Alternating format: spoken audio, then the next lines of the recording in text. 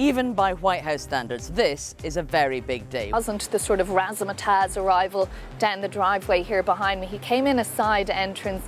We've come a very long way since that awful encounter in the Oval Office in February of last year. You're not in a good position. You don't have the cards right now. He's kind of gone from, if you'll forgive the expression, zero to hero in President Trump's eyes. Has Ukraine found a new way to get its message across to Donald Trump? Laura Loomer. Well, everyone needs a Trump whisperer, right?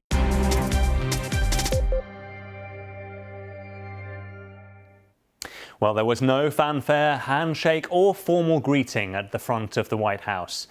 President Zelensky arrived quietly, entering through a side door for his meeting with President Trump. Lithuanian television did manage to capture these images of Mr. Zelensky arriving. Well, this is considered a working visit by the White House, which means that there wasn't the pomp and ceremony of a state visit, and no press was invited into the Oval Office. But over the next 10 minutes or so, we will assess the significance of that meeting, what President Zelensky wants, as well as the latest on the situation on the ground in Ukraine, plus why this MAGA influencer could help Ukraine. For years, I've been pretty anti-Ukraine. You know, it was a very politicized issue in American politics. So what did President Trump and President Zelensky discuss? Well, as we said, the press weren't allowed inside the Oval Office. But President Zelensky did post these images of him meeting President Trump. In the message alongside them, he said they spoke about diplomacy, saying it's important that the diplomatic process be reinvigorated. President Zelensky added, "Our teams will arrange the details of their further communication. I'm grateful to the United States for its firm support." Well, today's meeting was certainly more friendly than the one in February last year. Remember these fireworks between the two leaders? You're right now not in a very good position. You've allowed yourself to be in a very bad position, and he happens to be right about it. From the very beginning of the war. You're not in a good position. You don't have the cards right now. With us, you start having cards. But right now, you don't. You're playing cards. You're playing cards. You're gambling with the lives of millions of people. You're gambling with World War III. Well, that was February 2025. What about today? My colleague Katrina Perry is at the White House. Here's her assessment of the meeting between the two leaders. President Zelensky came here to the White House today under a very different set of circumstances to those that existed when that first visit he made in Donald Trump's second term in office in those early weeks last year in February 2025. Who could forget those heated exchanges in the Oval Office, raised voices, and in particular harsh words from the Vice President, J.D. Vance.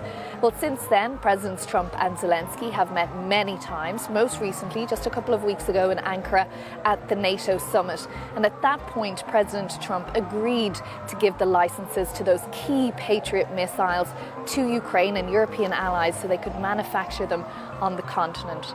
The other key difference with today's meeting, of course, is the tremendous success that Ukraine has had on the battlefield in recent weeks. But to continue that success, President Zelensky came with another ask, which is more help with those key air defense missiles.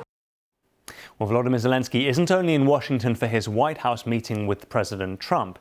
He'll also attend a memorial ceremony for the US Senator Lindsey Graham, a staunch Ukraine supporter who died unexpectedly earlier this month, aged 71.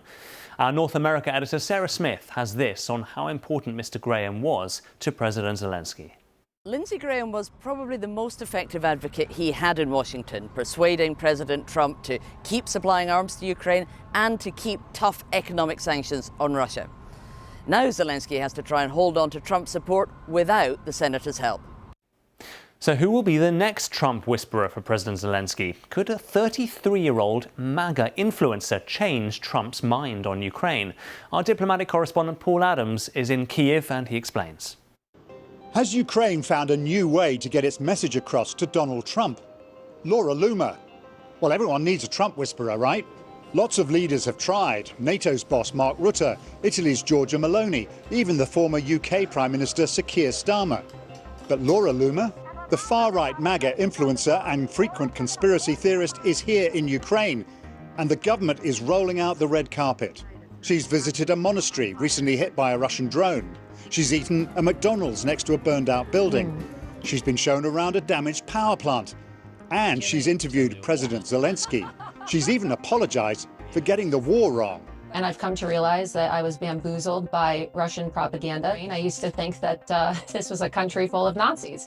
And if you're wondering why Ukraine is giving her such special treatment, well, it's kind of obvious. President Zelensky is in Washington trying to persuade Donald Trump to lean on Vladimir Putin to end the war. And if anyone really has the president's ear, it's Laura Loomer. She has lots of influence in Trump's world. She's publicly pushed the president to fire officials she thinks aren't loyal enough, and Trump has praised her, repeatedly sharing her posts on Truth Social. Laura Loomer has clearly completely changed her mind about the war in Ukraine, and she wants her legions of followers to do the same. Perhaps even the president. Well, Laura Loomer has denied being paid by Ukraine to visit the country. But here, in her own words, are why she changed her opinion of the war. I've received messages all day from different people in media and politics and people just who follow me online who said, wow, I didn't realize how much we've been lied to. Wow, you really opened my eyes. Or wow, that I had no idea that they had tougher anti-Semitism laws in Ukraine than they have in the United States, right? And people really honestly believe in the United States that this is a country run by Nazis and that this country is full of Nazis. That's what people believe. And I mean, I was shocked too. I had no idea. I came here and I had to learn all this information myself, but I was consuming media that was propaganda. So what does President Zelensky want from Donald Trump? Our diplomatic correspondent James Landale says he will have gone there with a wish list. One is interceptor air defense missiles, in other words, things to fuel the Patriot missiles. That is Ukraine's chief vulnerability at the moment. Zelensky cannot defend his cities from Russian air missiles. And secondly, he will want, if he can, America simply just to re-engage, make his war more relevant. Trump has been distracted or focused on Iran, and I think Zelensky will say, look, we just want you to focus on us a bit more. Now is an opportunity to put more pressure on the Russians. Ukraine is on the up. It has the wind in its sails. Let's use this moment to see if there's any diplomatic movement or action that can be made, whether it is one idea being floated is an aerial ceasefire. Let's get more now on the current situation on the ground in the war. Russian officials say Ukraine launched nearly 400 drones towards the Moscow region overnight. The local governor said an apartment building had been hit, but there are no reports of casualties. These unverified pictures show smoke billowing from an industrial plant near the capital. Ukraine has stepped up attacks on targets deep inside Russia in recent months.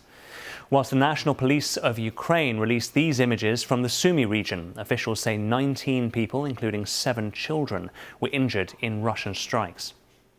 Well, in its latest assessment of the Institute for the Study of War, it says that while Ukrainian forces have continued their long-range strike campaign against Russian infrastructure, there's also been significant fighting in the east of the country around the cities of Kharkiv, Luhansk and Donetsk. With his assessment of the current state of the war, here's Mikey Kay, our military analyst for the BBC's Security Brief. Ukrainian mid-strike capability has been severely disrupting Russian logistical supply lines in recent months, strangling Russian infantry operations in the occupied territories.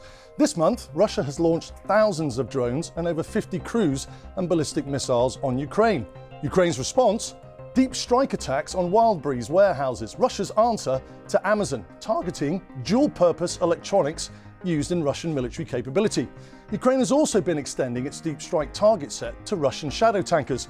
Almost 200 have been hit in the Sea of Azov, the Caspian and Black Seas, and even the Mediterranean, according to the commander of Ukraine's unmanned systems forces.